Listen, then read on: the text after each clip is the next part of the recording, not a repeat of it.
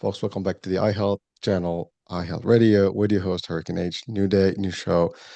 Awesome topic. It's a topic that I think everyone watching and listening right now needs to pay attention to because it has to do with healthcare and cost and a solution for all that with our guest today. So, healthcare costs is one of the biggest, healthcare in general is one of the biggest challenges people face today, not financially, but also, just in general as a need. What if you could see the real cost of a procedure before you actually make a decision? That's a big question. We'll probably have the answer today. I think we will. Um, I had the show a couple of years back that we talked about healthcare in the US versus healthcare in Canada, and it was a pretty interesting discussion. Today's discussion is going to take us there and beyond with the founder of a platform, Sylk Health, Adam Cunningham. Adam, welcome to the show. Thank you very much, and thank you for having me here. My pleasure. It's just like this is a hot topic, folks. And Adam, thank you for being with us today because um, cost is big. I mean, I come from the insurance space, so I can. This is my world in a way. And the good news is I come from the area where we help the uninsured and the underinsured, and so we were in that type of part of the insurance. But insurance is a lot more of that. Healthcare can be very costly, and there is a story behind your work. And so I want to go first things first. You started medicine, but that's not where you wind up. You wind up in Yeah, this area of I guess the innovative side of the tech that actually helps, the consumer end of it, in a way. So let's talk about your story, like because really there's something good there that I'd like you to share with our audiences, how it all began and why you decided to do what you're doing today. Mm. Well, as long as I can remember, I've always wanted to be a doctor. I used to be rather sick with asthma as a Mm. child and decided, oh, you know what? I want to be a doctor when I grow up. And being thick-headed as I am, that's where I ended up. I went to med school, got through that, and realized that I really couldn't practice because of my health for the most part, and it got to the point where just going on ward rounds in med school and things like that would get me home for a week or two at times, sick and unable to really do anything much. And it got to its worst when I heard about a friend's condition in the US. She worked at a women's advocacy last year up until the Doge cuts happened and lost her job. And during that time, she developed rheumatoid arthritis, a very aggressive form of rheumatoid arthritis, to the point where, she could barely even sign a name, could barely write, could barely even walk around, couldn't turn her head left or right, just pretty much locked straight forward. And she spent about 3 or 4 months battling her insurance company. And that entire time, her insurance company was telling her doctors, no, no, no, that's not the right treatment. And the doctors would say, oh, it is the right treatment. We're pretty bloody sure it is the right treatment. And this would go back and forth and back and forth and back and forth and back and forth. And she still wasn't get any treatment. And by the time she eventually did lose her job and therefore her insurance, nothing had actually been done. No treatment or no definitive treatment had been provided. She was still suffering much the same as she was when she started. And given the experience and the people and the doctors and lecturers that I'd met, especially Chinese ones, and my understanding of geopolitics being, I guess you could call it the rise of China, if you like, I came to the realization that, hey, maybe there's something to combine here. Maybe if China can produce all of these various things that we use and need, all of these services and products that we need on a daily basis, then maybe they can also provide medical care. Maybe they can also provide medical care not just en masse, not just at a lower price than the US, but the same thing that I see with Chinese EVs, which you probably won't see much of in the US, but in the rest of the world, they're considered very high quality now for the most part. And so the thought came to me, well, why can't we have both? Why can't we have quality and quantity? And that's why I started Sylk Health. Can we combine Chinese healthcare with Western patients? And here we are. All right, so this is not even we're gonna have to do justice to this because there's a lot of the stuff here. Well, first of all, interesting that you've always wanted to be a doctor, but the one thing that stopped you from being, and finishing up, that dream and at least going through it is health. And that's kind of Yeah, like almost, ironic that, poetic. it's very poetic. But you know what? I love your angle. Okay, so yes, it's a hurdle. This is not meant to be, but okay, I can do this. True story. I literally was accepted to a med school a long time ago, and I didn't go because my parents would not want me to go there because it was military medicine. And so I never did, but I still wound up in the healthcare somehow, helping from a different angle. So we have some similarities, I guess, when you look at it from that angle. Yeah, And it is a genuine thing to help people. All right, it's a good thing. And um, when it comes to health, I mean, even this is one thing that I've, created a few years back to bring information to the audiences worldwide about healthcare and the health systems and what's available to them. So solutions and so on, so from experts such as yourselves. And the idea is really just to give, access to resources, right? So same concept. Now, my thing with what I'm hearing from you is you had a friend who got sick, had a job, and lost the job, could not get the treatment because of cost. Now, I just want to say this, folks, this is very common. In the US, it's very common. Elsewhere, it's probably just as bad, if not worse, depending, where you are, because the cost is higher, and if you don't have the money, you can't afford, any good, healthcare access. So my background in the healthcare is in the insurance space, and as I started with the first piece of the discussion, I work with government programs, so it's all the subsidized insurance, products that you can have in the states, whether it's Medicaid, long-term care, Medicare for the senior population, and so on and so forth. So these are like all government programs that are literally paid by state or federal or yeah, state and federal combined. So what I have noticed is in the 330 million people out there in the states, at least, the 1%, I would say, is pretty much good to go. They have everything they need. Um, yeah, you know, everybody is in the middle. They have a job. The job provides. The healthcare cost is expensive. Even insurance is expensive to buy, right? But sometimes, you got, no choice. You got to pay for it. Like in one time in my life, I had an insurance through my company, and the company subsidized it, and I was still paying $1,400 just to have access. That's not including any co-pays, co-insurance and stuff, and you still have deductibles and limitations and authorizations. So it is a pretty costly, thing to have insurance in general. Now, if you don't have insurance, it's a problem. Now, if you don't have income, that's a whole different story. That's where the Medicaid and these subsidized programs were. So you'll have to literally be at zero or close to nothing to be able to afford, some care. Now, even that is questionable because what kind of care you get? Are you going to get the best care? Are you going to get the best access? Are you going to get all the stuff? Even with that, there are a lot of treatments, a lot of things that are out there, diseases that may not be covered by these programs. Therefore, you're on your own. So I loved when I saw your bio and the work you do. I kind of got really interested in the idea that thank you. you came up with something that kind of makes a difference. And but before I want to go there into the actual solution and Sylk Health, you mentioned China specifically. Now it's funny you talked about what they do in EVs. Now, Yeah, I had not seen a Chinese vehicle in the US, or other parts of the world, including Europe, until I came to the UAE. And so here comes BYD, here comes Zeekr, here comes J2. I mean, there's so many brands out there, and yeah, out, and they're all. I mean, they're cool cars. I mean, I have to say they're and the cost is not even a fraction of what it will yeah, be compared to the side. So just thinking about that for me, a car thing, right? A car industry, and kind of multiplying that or mimicking that in the world of health, I can see where that is.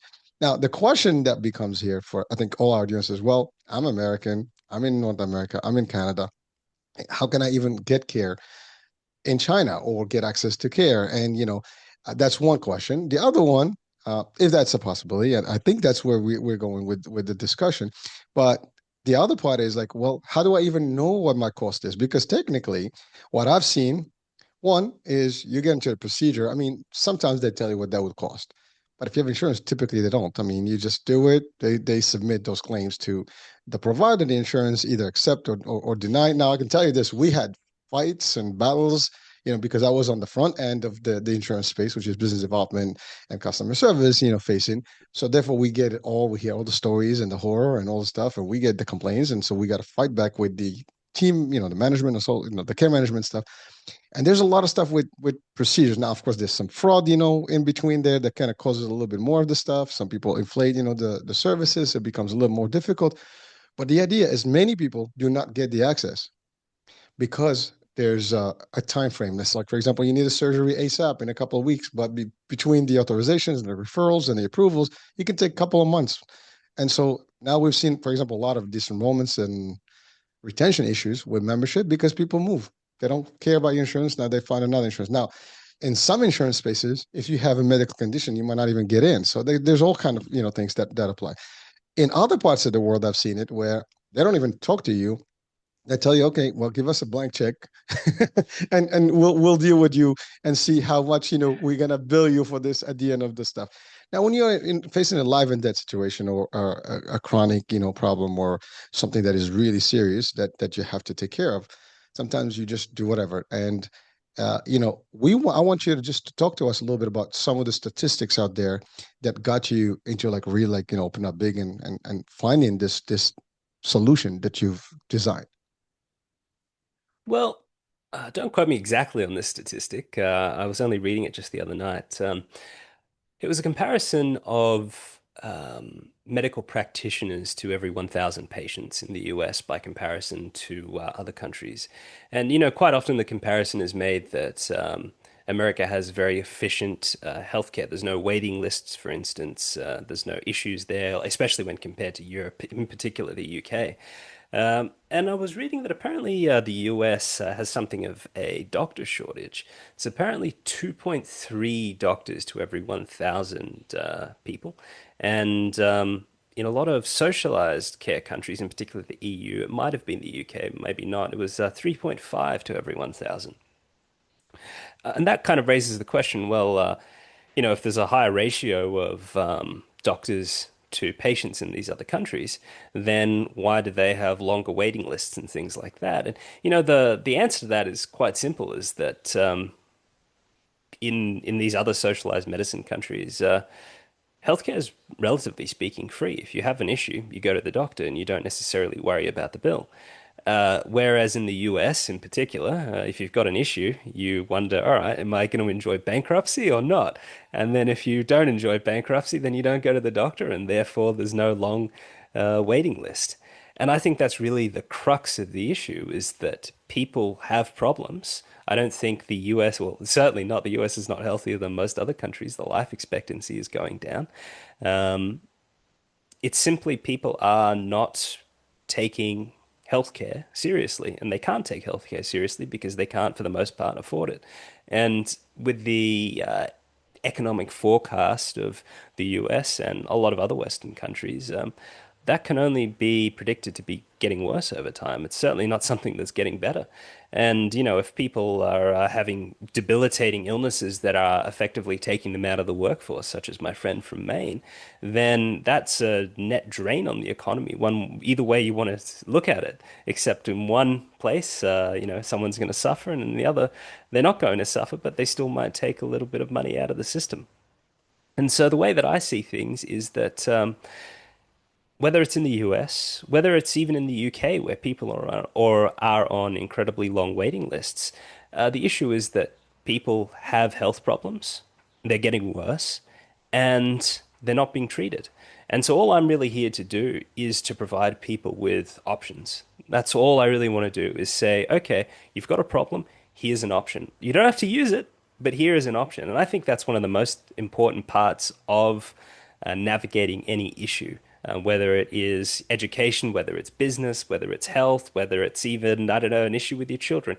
It's knowing the options that you have so you can make an informed decision.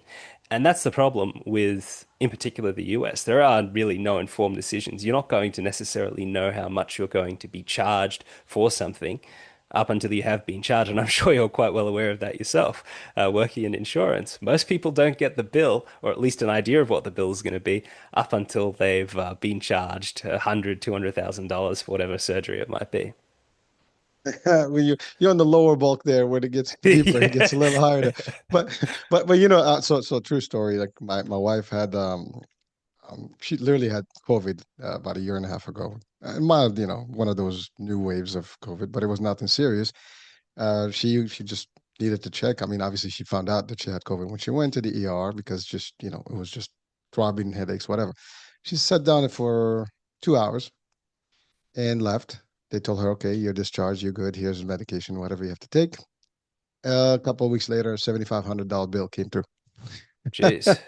So just to give, I mean, it's just a little introduction to what it would cost, if you actually did an overnight and so on and so forth, or if you had a major surgery, and it's just a lot of money. And even insurance companies, we have what we call stop loss insurance, where Yeah. you get to a catastrophic level, then you have your own insurance that covers you for those cases and so on and so forth. So it's like layers upon layers to just cover the cost. But you're right, you said it. I mean, yes, there is access, but even that is questionable because yes, we can go anywhere. And if you have the right insurance and you're in network, sometimes even out of network, you can still be able to see doctors. You just have to pay extra, your copays, whatever, or whatever the deductibles that you have to put in. But you can have access. Sometimes even if needed, you can move out of state and go to another state and get your stuff. But the cost is always high. Is there a risk that, you could lose your shirt? And you mentioned bankruptcy. Yes. I mean, we've seen a lot of cases where people actually had to tap into their equities in their homes and sometimes even lose their valuables to be able to do. Some people know how to use the system, and you can get a lawyer, and there's trust systems that you can also create to be able to access your funds without having to be over your limits. And so there's a legal way to kind of work these things, and there's companies that help you arrange for that. But it's not for everyone, and everybody. And by the way, that varies Mm. also state by state. So we have a lot of programs that are run by the state, and the state operates differently in the way they manage their funding, right? So there's that. And you said something about the wait. Like, if you go to a regular system, and even if you have the insurance and their government programs, there are chances that you might get a waiting time as well for some procedures because just the access.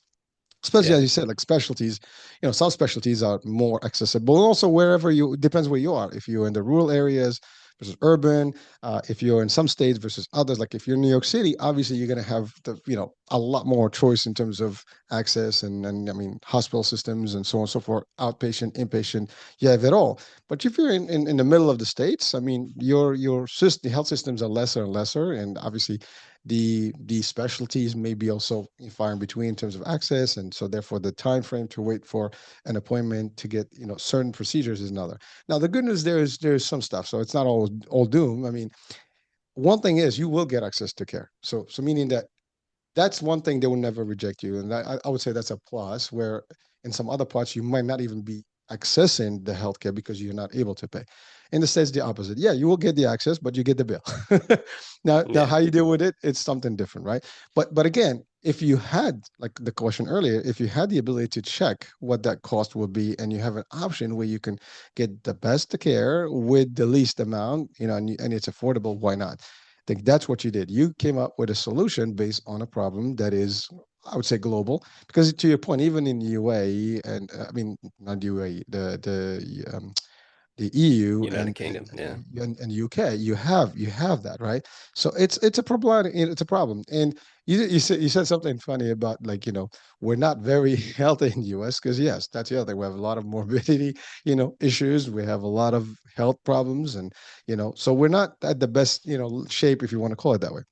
So now, but why China? So let's talk about it, because I mean, China is big, robust, a lot of people, but they still make it happen. Why and how? Mm. Well, that would require us to delve into a geopolitics discussion, something which not We everyone don't have to appreciates. we don't have to go deep in it, but yeah, if just lightly, like, I mean, you could compare to other places, in your platform, why specifically that versus maybe another, system, or is there a possibility to compare? Does it work that way? Does it have other options? That's the question. It's not really the politics. I No, mean, no, no, obviously I China is a huge, understand. Yeah, they're doing their thing. I mean, they don't stop. They just grow in yeah. their whatever, and they Well, do compete well. Yeah. sorry to cut you off. Oh, no worries. I think the answer to that's relatively simple. Being that China, regarding medical tourism for most Westerners, is a undiscovered location. People know about going to Mexico. People know about going to Turkey for hair transplants. People know about going to South Korea for aesthetic surgeries. The Philippines does a lot of different procedures. People know about these places, but nobody really knows about China. And having worked with Chinese doctors, having spent a lot of time around Chinese people, in particular in the medical profession, I've come to appreciate their capabilities. Perhaps significantly more than most people in the West would. And to my understanding, it's perhaps the most overlooked medical option that really exists in the world today. A lot of that has to do with the history between West and China. Um, China as a emerging power has only really developed into what it is now. In the past 10 years, there was, I guess, relative stagnation. But, in the past 10 years, for instance, there's been a lot of development, particularly Western and international facing development. But on top of that, there's been a lot more opening up of China to the West. 15 years ago, 20 years ago, going to China was something that not many people did.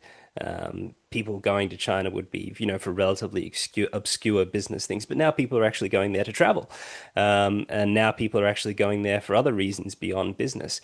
And that can be reflected in their visa policies and all kinds of things like that. 20 years ago, getting a visa into China was relatively difficult. Now, Americans can go visa free. The same thing for Australians. It's a shift that really wasn't accessible 10 or even 20 years ago. And so now that the opportunity is there, I think you'd be mad not to take Mr. Adam, that was one of the most, smooth responses to that question. it. And so it was very neutral, very positive. I love it. Well, again, we're not in the geopolitics here, but really, you're right. I mean, obviously, China was a different, I guess, political environment decades back. They've opened up a lot how they do the trade and so on and so forth. And they've actually conquered a lot of space now in parts of the world that people didn't even think about, in terms of, their products and services. But you're right, like, you mentioned Mexico. A lot of people actually do DR for cosmetics. They do Mexico for, some of the stuff because it's easy for Americans to actually cross the border or fly in, close enough. Even Canada, some people actually go to Canada and Yeah. just, you would rather pay, in some than having insurance and still be able to do things. And then, of course, you had like you mentioned, Turkey. That's huge for cosmetic stuff. I don't, dentistry, hair. There's a lot of stuff that they do there. And they're pretty good at it.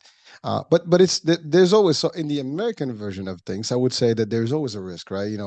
Because Mm. here's one thing that's also available in the States. I don't know if it's available everywhere else, which is, we do have what we call malpractice, and so there's a lot of powerful laws to kind of, I mean, maybe it's a perception, maybe it does exist. I mean, it's not always a guarantee that you're going to get, win a case, but a lot of, the cost is driven by these things because doctors, first of all, just the education to be in healthcare in the US is pretty high. I mean, to be a doctor, it's a lot of money just to go to school, right? That's if you qualify. And then once you do that, I mean, these policies, the malpractice alone it's a huge, as a cost for you. So it drives the cost, higher. And of course, it's profitable. It's capital, generating. So therefore, the price is always going to be there.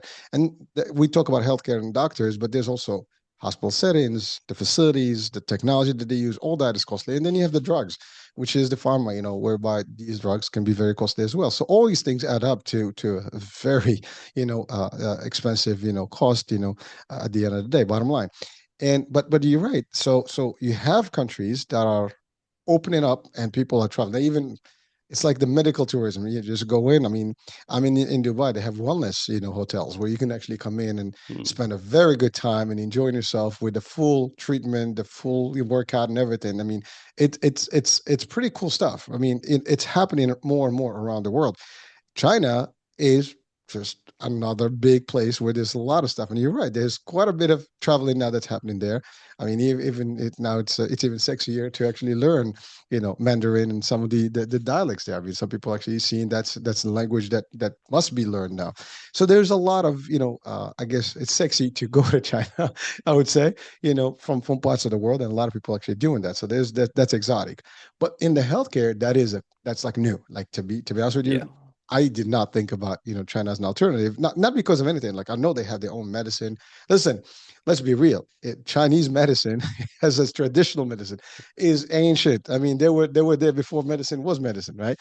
But we're talking about new medicine now. We're talking about modern Western medicine now that is being applied, and discoveries and healthcare access.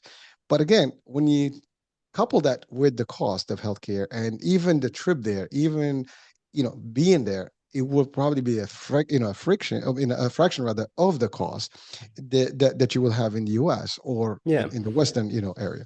So let's talk about that. Like what gives? Why? I mean, I know the labor, they may someone say, well, the labor is different, maybe the cost, but like I think we can think beyond that. What is happening? So there's several points to that. Earlier you were talking about the cost of, medicine in the US. There's a cost for the drugs, the labor, so to speak, then everything else related to it. Perhaps one of the easiest things that I can target is the cost of administration fees in the US. When it comes to most people, about 34% of medical fees in the US are just administration fees. So really, really nothing to do with your treatment. It's paper signing, it's paper pushing, it's photocopying, it's everything else in between. Um, and that's money that's not going towards actually getting you well. It might go towards the apparatus of getting you well, but it's not really going to getting you well. And understanding how the corporate world works, especially when it comes to non-negotiables such as healthcare, um, people are going to do their best to try and get every dime and nickel out of you when it comes to those things. And that's how we end up with healthcare executives in New York getting shot last year, was it? And so these costs are not just in the US, but in a lot of Western countries, these administration fees are exorbitant. And then we can come on to the prices. Like I won't pretend that your audience is completely unknowledgeable or anything like that. But we've all heard about just how high and exorbitant the costs of medicine are in the US. Drugs that are, worth $1 or two, they're suddenly being charged, $1,000 for bags of saline, for instance. That's an amazing example. People being charged $800 for a bag of really what is salt water. And these are the costs that all add up. You stay in hospital for a few weeks or a week or so, and then all of a sudden you've gone through 6 or 7 bags of saline. All of a sudden, that's three, four, $5,000 worth of salt water that you've paid for. And if it's me, for instance, I'll go home and put the salt water in together myself and boil it, and there you go. I'll take that. But that's really the problem, is just these absurd overcharging of medical services. And that's something that in a lot of other countries is one, either illegal or is too simply caused to be impossible, made to be impossible by the free market. Everyone likes to talk about the US as having the free market, the home of the free market, you might say. But when it comes to medicine, that's really not the case. And I don't mean to insult the country or the people or anything like that. It's just simply the realization that if it really was a free market, you wouldn't be paying hundreds of thousands of dollars for relatively simple treatments.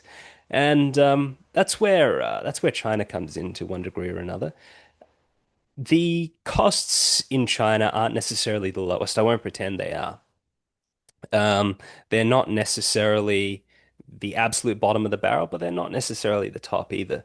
What China offers is perhaps the best combination of quality and price that there exists in the world.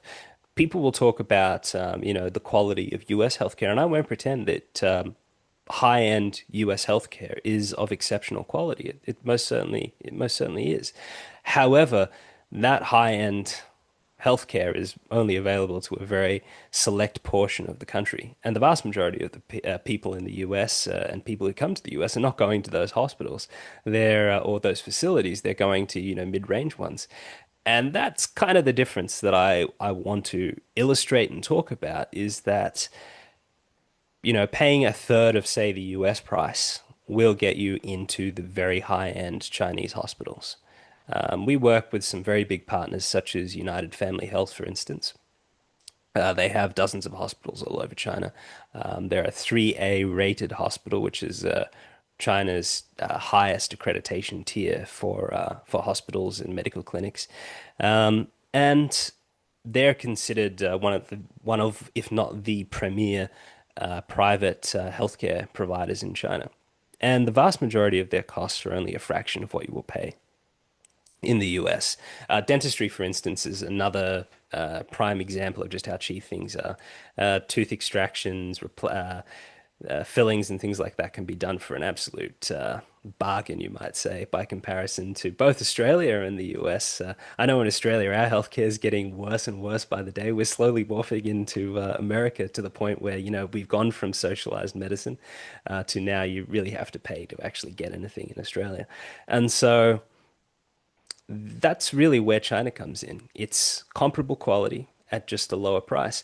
But the key difference and the most important thing that I need to point out, specifically about our service, is that we're not trying to obfuscate prices. I think that's the most important thing for someone who wants to seek treatment. Like if you want to go buy something, you don't go through websites that are saying, "Oh, you need to contact us, you need to call us to see a price."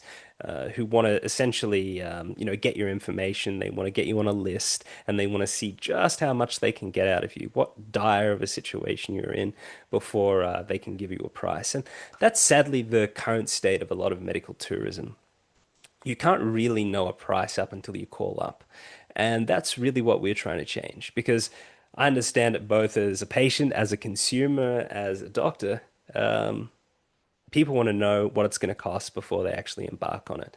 And so that's essentially what we're doing with our service. We collate prices. We partner with all of these different healthcare providers across China.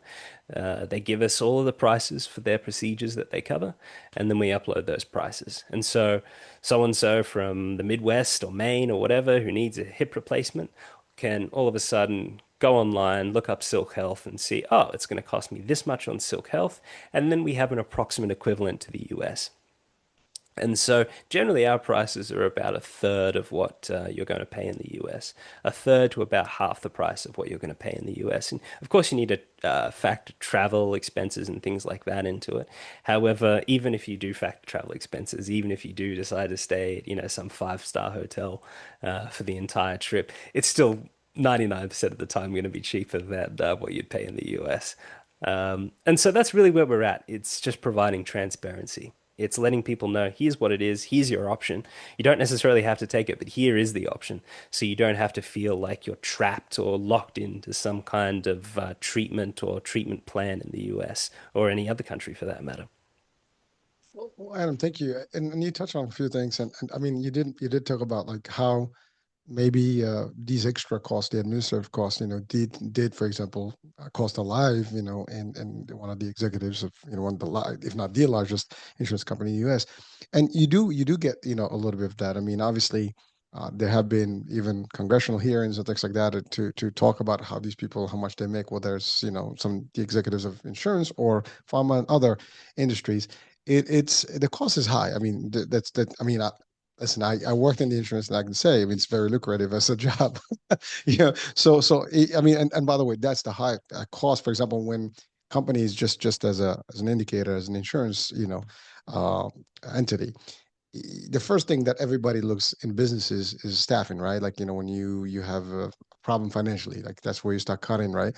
And when you look even budgeting wise, when you start looking budgets, there's a big component that is part of the admin cost is in the salaries and the bonuses and stuff like that. So yes, you're right. It is an interesting, I guess contrast situation where here's an industry that is needed, healthcare is needed, everybody needs to be, healthy, right, and to have the access, but also it's the cost that adds it, from the education, piece to it, to the cost of, I mean, real estate. You want a good office and a good place. I mean, if in Manhattan Yeah. you have a building, it's going to be millions of dollars just to actually have the facility, and then the equipment and all the stuff. So it adds up. So certainly that cost goes into the consumer. If you don't have insurance, boom, you're stuck. You can't afford it.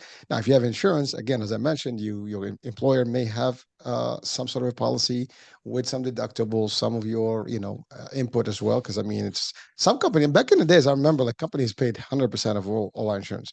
You just go and no problem. You have network doctors, and you just go in there, and that's the other thing. That was another one, in network versus out of network. And then if you're in network, you're limited to which doctor you can see. Out of network, you have Yeah. access to all, but then the cost varies.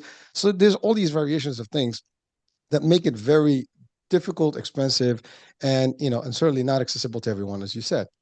But I like what you said in the context of China. It's different. The costs are different. So yes, there is, I mean, there's still a cost, but it's much cheaper to what we would cost. Literally, if we do apples to apples in the U.S. versus China, getting the same. Actually, it's probably more because you get in the lower apple here, you get in the actual more, Yeah. organic version of it, if you want to call it, for the same price. Like you're buying, I don't know, a Rolls Royce for a Toyota, price, in there. So it kind of changes the dynamics here. But it's also, there's the question of, well, it's the trust factor, right? So people come from all over the world, like, yeah, I want to go to the US because we have the best of the best of the best. I think there's a promotion about that. So the US does promote enough, the best of, doctors, the best of, providers. I mean, that you want the best surgeons, cardio surgeons, brain surgeons, whatever. We have, I mean, I would say we have a lot of those that are prominent, known worldwide, right? I don't know if the rest of the world has a similar, marketing, I would say, uh, you know, uh, uh, strategy to promote their, scientists and their, doctors and their systems. I think that also causes a little bit of the, well, if I go here, there's a risk. Now, you can say the same thing. People can say, well, you mentioned Mexico and stuff. Listen, I have doctors all over the world that are friends, and I can tell you they're just as good, if not better. Because Yeah. that's the other. Most people think that people are living around the world. They have their own access, and they still survive, and live long, and prosper, you know, as in the Star Trek, there, a tradition here. But people do enjoy their medical doctors, and they have specialists. I mean, listen, I've been to doctors overseas.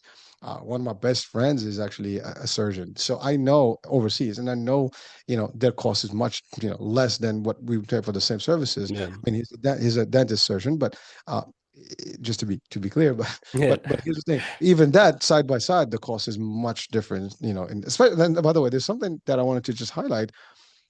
Certain specialties or certain aspects of healthcare have almost no controls in the pricing. So in the U.S., for example, dentistry, I mean, they can charge whatever they want. So there's obviously I guess a range, but it's up there. It's the industry standard, and that's what's being paid. So it's not like it's regulated the same way, for example, as other types of stuff. Even for vets, right? For animals, for pets, whatever they want to charge, the charge. I mean, it's like, look, I just had my cats, transported, into the UAE from the US. They cost a lot of money, Yeah. and whatever they whatever they want to charge, there's no ifs and buts and what you can do about it. Can I get a discount? There's none of that. Even the Yeah. insurance, you have to pay first, and the insurance will reimburse you. So there's all this stuff that's available in all these types of healthcare systems, and there's very little. Like you mentioned something about the drug cost. I mean, the drugs. I mean, we have generics, but because you have these patents and stuff like that have to be paid for, and some same drug that can be sold for $2 here, is costing 30-40 bucks on here, or even more. So kind of, it's a crazy world when you're talking about these discrepancies in pricing. But it's a problem, and certainly access makes it very difficult. But can you get the best of the best? That's the question that I think people would be asking. Well, if I can get the same or better, why am I not knowing about this? Now, obviously, that's what we're doing here. We're bringing in this Yeah. information so we can share this platform so people can compare and see what they can do and what they can get for it. I mean, literally, that's what it is. Now, Mm. like I said, if you travel around, like, that's the thing. Not everybody travels around the world. And we have a percentage of Americans that travel, but not everyone travels around the world. And so therefore we're limited to what we have access to. and that's all there is. So, and based on our means, that's all we can afford. But people that travel around, they've experienced. And I'll give you an example. A couple of years ago, I was actually in Dubai, and I had a kidney stone. And that was the craziest pain. I mean, this is not that was not my first time. It was my second time. So I was literally, I mean, it was a night of hell. I mean, literally, if, obviously, no one wants to go to hell or even think about it, but it felt like, whatever that was, it was bad. And so I decided to go to the ER. I just said, take me to the ER. I went to the ER. Um, Sonogram, treatment, emergency room visit, the meds, everything, 2 days worth, paid $240 equivalent. Bro, if I spent those hours and the specialty and all the stuff that I had and the medications to go and all the stuff, if I did that in the US, I would have actually probably it would have cost me $30,000, easily for the same Mm. exact, So I can tell you, I've experienced it, in that same aspect myself. So I know the difference in stuff. Now, again, I don't know about Australia, but based on what you're saying, I mean, that is a real thing. I mean, it's getting worse. I mean, the EU. I have family members that are in Europe, and it is costly to get some of the procedures out there.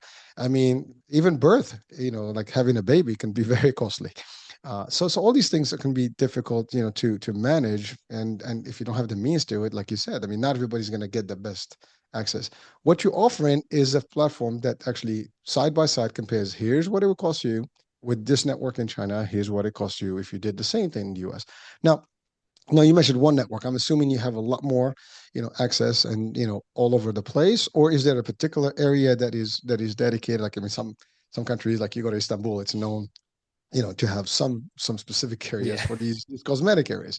I mean, you go to the airport, everybody's got a little thing going on in their head, because they're all doing the hair transplants. So it's the same thing, right? Is this a particular area in China, or is it like China wide? And how easy for someone from the US, for example, to have access to it? And by the way, this show is worldwide, so obviously, this is iHealth Radio USA, but we are worldwide as an engagement radio. So the fact is, whatever we are in the world, and especially if you travel, you can. That's the other thing. Like you're on a cruise ship. Sorry, I had to say this. You're on a cruise ship. It costs thousands of dollars to actually lift someone up if you had any problems on a ship to get you back home and get you treated. And I've seen actually helicopters like Coast Guard coming into a ship and lifting people up, to take them inland from mid sea. So it is. You have to buy insurance, when you travel. I mean, that's the other thing. There's Mhm. some there are ways around it, but if you can't afford these things, that's where the problem is.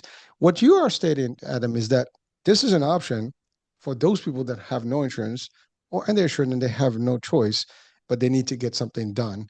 Like in the case of your friend, here's a major problem, can't fix it. What can I do? Well, here's the alternative. Now the question is the access and the cost. So guide us through that. How does that work for someone, for example, now has a procedure, a surgery that is probably going to cost them thousands of dollars. They can't afford it, even with the deductibles. And now they can go literally for deductible amount alone, they can do the same. So let's guide us through that process, through the platform and where they can go and how they can get it done. Well, on one hand, I run a business. It's not a non-for-profit, so I Well, have to yeah, have of my course. own concerns in hand. But the first thing I would say for any patient, in particular patients in the US, is to speak to a patient advocate. Patient advocates have multiple functions. They don't just look at, the in-hospital treatment of a patient, like whether, they're not being treated well enough or they're receiving the right medications or treatment or not. But they also look at the billing side of things, and they're able to look at the financial side of things. And they provide options that you would not necessarily have thought of as a lone patient. And I think they're perhaps the most important first port of call is to speak to a patient advocate.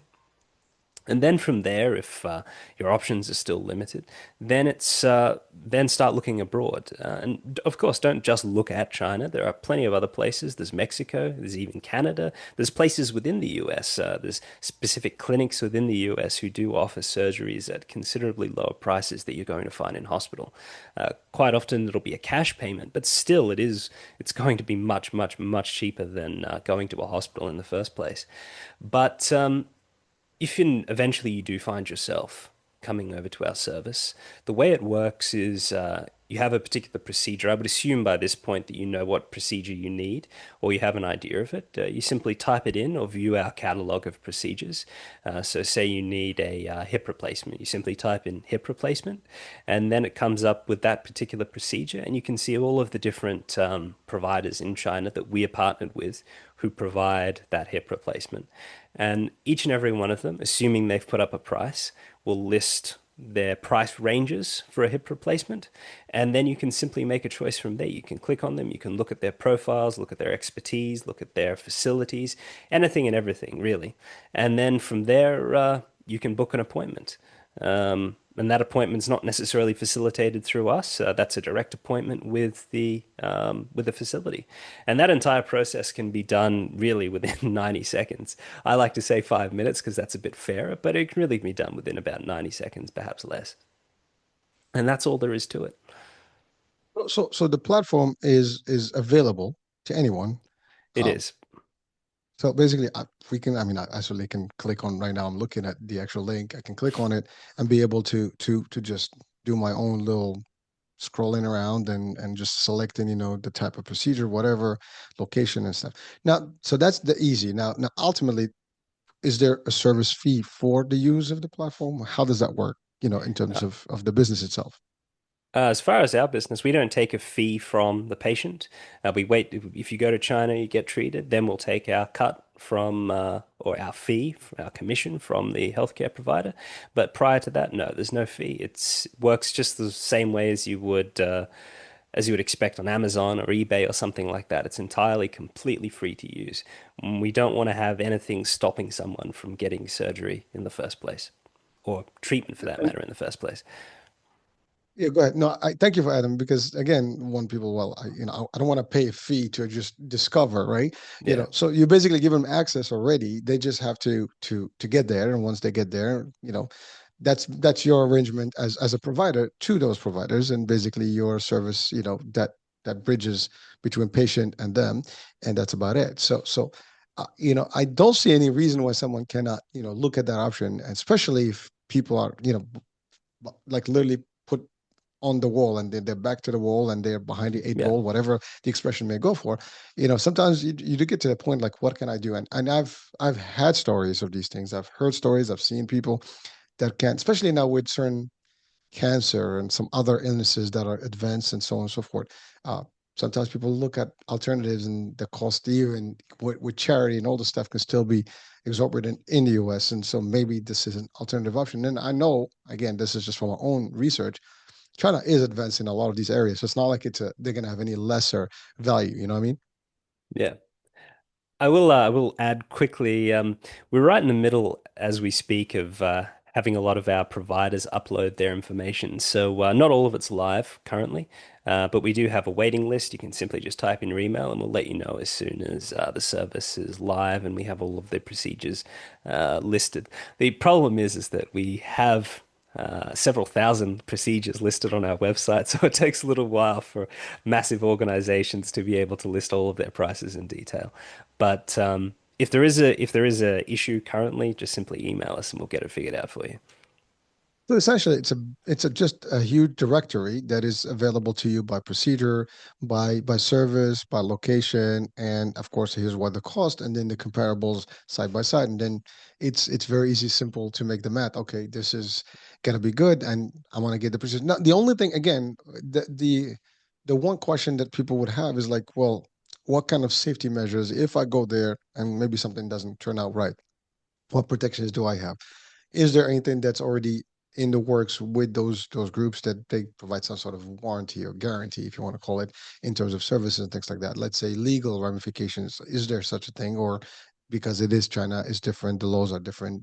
What laws apply in that eventually? Because that's a big question for the American folks, and if they decide to go anywhere, I mean, they're always worried about like, what is my recourse if something happens? What can I do? It's just a cultural thing, so it happens to be No, I a real understand. thing. Yeah. Um, well, the simplest way of putting things in is that as it goes currently, the US has the highest rate of medical litigation and malpractice suits. Um, Whether that is because of poor quality of healthcare or whether that is because people are rather trigger happy when it comes to lawsuits, I'll leave that up to you to decide. However, the landscape is a little bit different in China. Patient Fuller does completely have uh, methods of legal recourse against any and every private institution or public institution who has caused them harm in any way, shape, or form. It's not something that is suddenly going to change because you've gone overseas or anything like that. It is fully possible. However, I would be lying to say to you that it would be easy conducting some kind of lawsuit or some kind of medical malpractice suit overseas, regardless of what country it's in, if you are not from that country, is always going to be difficult. Going to Mexico, even if you're in the US and going to Mexico, it's still going to be difficult, significantly more difficult than doing it in the US. And doing so in China is going to be difficult, especially when there is a relatively bit of a culture divide, so to speak, and the prevalence of English is not necessarily as high as in some Anglo-adjacent country, such as perhaps Mexico. And so, yes, you do have the option of legal recourse. However, realistically, it is going to be difficult to pursue. I won't pretend that it's anything but that. However, that being said, though, I don't think there's any reason to fear treatment in China as if you are going to or destined to have some kind of issue or something done incorrectly. And there's several reasons for that. I could perhaps lean into stereotypes if you like, and we can talk about, the Listen, Asian or it's the it's an open it's an open discussion, man. Let's just do it. let's we let's could ease up on the people here. So let's make them feel comfy, whatever that may we be. we could talk about China, Chinese students, medical students, right? Um, the Chinese are Chinese people, Chinese culture, Chinese students, Chinese doctors are very well known for studying to the point of exasperation and exhaustion, to the point where the government in China has had to simply ban students from learning over weekends in some cases. They've had to ban what's it called? I can't remember. Tutorial classes, like over weekend tutorial classes and things like that, because simply too many students are studying too much at the time. They're not enjoying their lives, and that's not necessarily a good thing for them. But on the reverse side of things, as a patient, that might be a good thing for you. And so these stereotypes, while they are stereotypes in the end, they also do play a very significant role in the quality of doctors and medical institutions in China. They are incredibly capable, and many of those people, many of those doctors, many of those medical professionals, they'll end up in the US in many cases. There's a very large group of Chinese doctors in the US, and often they're very well regarded. Some specialists that you'll find in elite hubs such as LA or New York or something like that. There's a very large group of them that are going to be Chinese in the end. And I can't necessarily say that, everyone in China is going to be of the same caliber. But what I can say is that I would never expect any of them to be any less of what you would expect in the US. That's absolutely incorrect. And not just that, but the hospitals that we partner with, we're not partnering with community hospitals out in the middle of nowhere. Like just the same as if you went out into the middle of the US to some barely named town or city or something like that. The quality of healthcare isn't necessarily going to be the greatest, and I would expect the same thing in China. However, the providers that we partner with are all 3A accredited, which is China's highest accreditation tier. And to give you an idea of just how that works, there's about 35,000 hospitals in China. And I think about 12 or 1,300 of them are 3A accredited. It's still a lot, but it the point I'm trying to make though is out of 35,000, only about 1,300 have that accreditation. That's still a lot of hospitals, but it's a very small percentage, so to speak. And when it comes to the hospitals that we are partnered with, Most of them have JCI accreditation, and I don't expect many people to know what that is. But that Joint Commission International, it's a international accreditation organization that deals specifically with healthcare, and so that is pretty much the gold standard when it comes to international healthcare accreditation. And so currently, all the hospitals that we've partnered with have that accreditation, but I don't expect that to always be the case in the future. So the point I'm really trying to come to is that yes, you'll have quality concerns virtually anywhere you go in the world, even in the US, in Australia, Switzerland. It doesn't matter where you go. There's not always going to be the best doctors, the best hospitals all the time. However, that's not to say that everywhere else is bad or even less than what you currently have. Some of the hospitals that we work in China, we work with in China are frankly living in the future. I know that's been said a lot about China before, but they are really living in the future. And it comes down to a lot of the things that you would expect. Um, they're less they're less scared of using more advanced treatments and diagnostic tools as we would be in, say, the US in particular, where a doctor doesn't necessarily want to rack up your bill like crazy by using all of these advanced diagnostic tools. But relatively speaking, in China, because they're so cheap, doctors have no issue doing that. They're simply able to say, oh, okay, this patient needs an MRI, this patient needs a CAT scan, and then it's done. And there's no worry about that because it's not going to put the patient in generational debt, so to speak. So Adam, yeah, I'm smiling because first of all, I have some sort of a love for the culture itself. And I'm gonna leave it there because I've been in martial arts, so anything from the Asian, perspective and history and stuff is something of a culture that I've always admired personally. And China being one of the largest. And also, I've had the pleasure of working with a lot of Chinese, members of the Chinese community in New York. And in my teams, we've had quite a bit of success with them. I mean, I have to say, they are perfectionists, and I'm gonna leave it at that because what they do, they really love to your point, and they go beyond the Call of Duty. And it's funny because one of the teams I've always had no issues with that they do what they had to, they learn, they do it better, they do it clear, they do it on time, no headaches, they're disciplined well enough to it, and those were my Asian, Hmm. initiative teams. They're just the best at what they do now. But this is not taking anything from the other communities, but they just the work ethic is there, and that's just what it is. So again, it's a compliment that's what it is. And then and Yeah, for the audiences that may not have experienced that, they may think, oh my God, that's the other guys. Because again, the news can sometimes be like, oh, these guys are not, where they yeah. need to be. And by the way, anyone that I've met that has been to China, and I have not yet Mm. been there personally, but you've always said, as you said, it's a different planet. I mean, China, Korea, Japan, those areas are like they live in a different time era. They're just beyond, what we know. And that's the thing, like when we're enclosed and we don't open ourselves to that other people can be just as good or better in some areas, sometimes you have that. And you're right, there are a lot of actually providers in New York like that I've worked with, and huge networks that are actually with top doctors that are of Chinese background, and they come from parts of China. They're well known in the states, and in I'm sure in China as well. And yeah, you're right. So they provide the best of the best. So I love what you said. Is the idea that the risk is everywhere.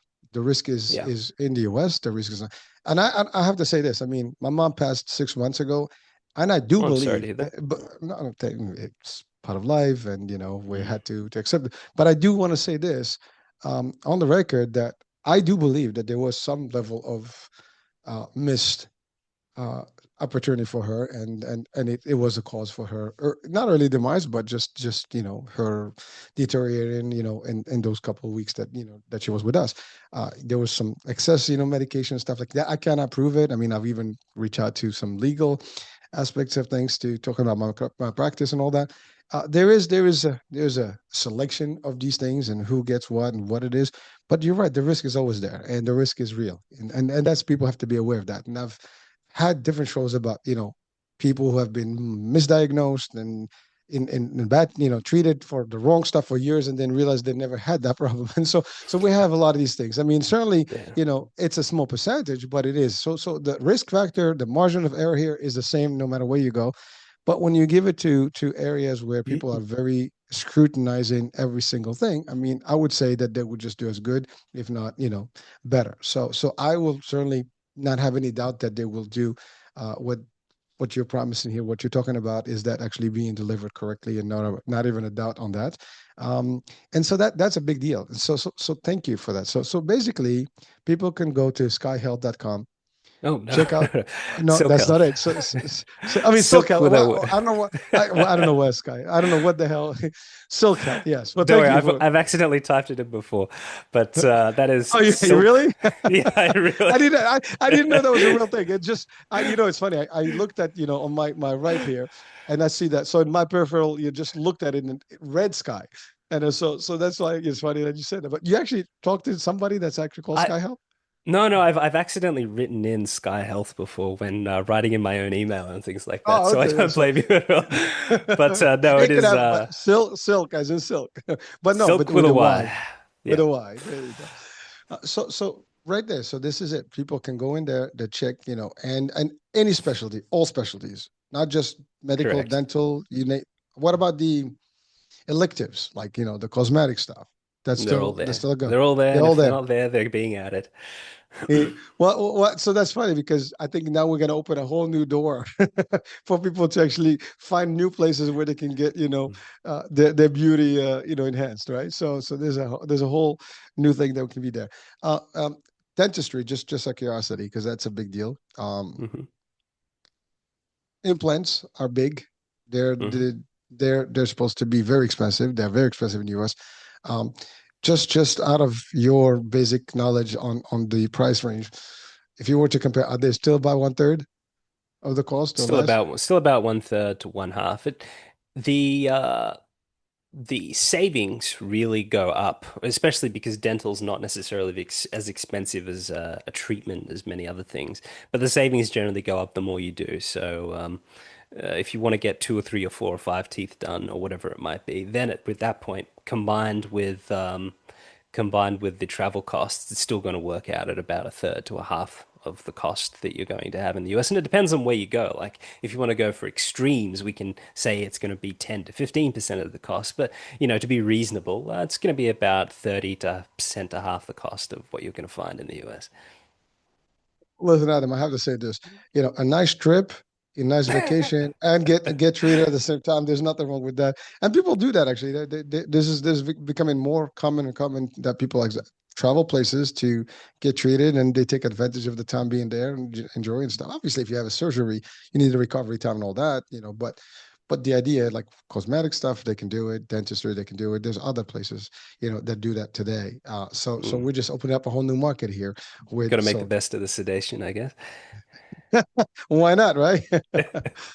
All right. Well, Adam, I think we just passed the hour here. So, We so, so, did. any thing you want to close with, in terms of advice to our audiences, and really, like, we just want them to have the access to your platform because I think, again, you said it, people need to have a choice and the ability to compare things, and why not? This is another choice that we Mhm. have. We don't discount any opportunities because especially when your health is in need of something and you cannot figure out everything is on the table. This is Yeah. exactly, the solution that's needed here. So anything you want to leave our audiences with? What I want to say to most people is if you've got a health issue, if you know somebody who has a health issue, the first thing you do, find a patient advocate. If you can get something done at home, then that's generally speaking the best choice. If that isn't a choice, then look abroad. You can look at all different manner of countries. You can look at Eastern Europe. You can look at Asia. You can look at the Middle East, for instance. You can look at China. There's a plethora of options. The most important thing to do is to understand that you do have options because I've seen and heard of too many people who have, had to sell their houses, had to lose their fortunes, who have committed suicide, who've done all number and manner of things simply because they didn't believe they had options. And so that's the single most important thing to do is to understand that you have options. And to provide those options, that's what Sylk Health is here for. Well, listen, I personally appreciate it. I appreciate the work. Is there, I mean, I know now it's primarily China. I mean, is there a future where you have more opportunities in your platform, or is that exclusive? Just you don't have to answer that question if it's a technical one, but just out of Uh, curiosity. in future, we may actually do something like that. We've been asked by some Russian companies to also provide our services to them. So that's something that we might consider in the future. But right now, we're really just trying to uh, provide a very expansive network of Chinese healthcare, and then we'll look at other options in the future. That's playing. One more question quickly. I know that we talked about all medicine, all the stuff. What about naturopathic, approach? Is that also in a network? Because I that's a probably big should have one. mentioned it, as a matter of fact. Yeah, okay. Natural medicine and naturopathy is actually quite common in China. But one of the biggest things that is included with almost every treatment, as a matter of fact, is traditional Chinese medicine.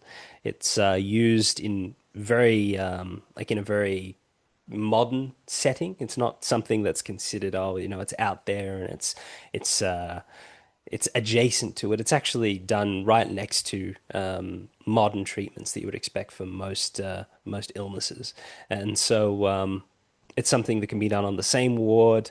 And you have traditional Chinese medicine practitioners come in and do whatever they want to do. It's considered very standard treatment in China. So it's buy one get one free. Exactly. You get two for the price of one. Why not? And especially, I mean, you can combine those two. Your odds are higher in terms of better, outcomes, right? So, Yeah. I like that. Well, listen, Adam, it's been real. It's a true pleasure, man. And I've always, admired innovation. You're an innovator here. Thank you. You're creating something different. We do have what we call innovate in the network, and this is part of that. And it's really something that is tech for the health. And so for people that are watching and listening, doesn't matter where you are, if you're stuck and or maybe you're at a place other than the States, for example, where your care may not be as up to the par, but the cost is high. This could be also an alternative right there. Boom. I mean, Hmm. your the procedure is going to cost you $10,000. It's going to cost you 3,000 in China, but you know you're not going to get the best of the best because you're not sure. This is Yeah. just no brainer, right? So there's plenty of options here for people to consider worldwide, and then again for people that are stuck, and they have financial challenges, and they have the alternate. Now we have another option for you guys. So that's all. So with that being said, Adam, I want to thank you so much for being with us today. It's fun, Likewise. and I enjoyed this. And that's it, folks. I'm Hurricane H. We'll be talking soon. New day, new show, new topic. Bye for now.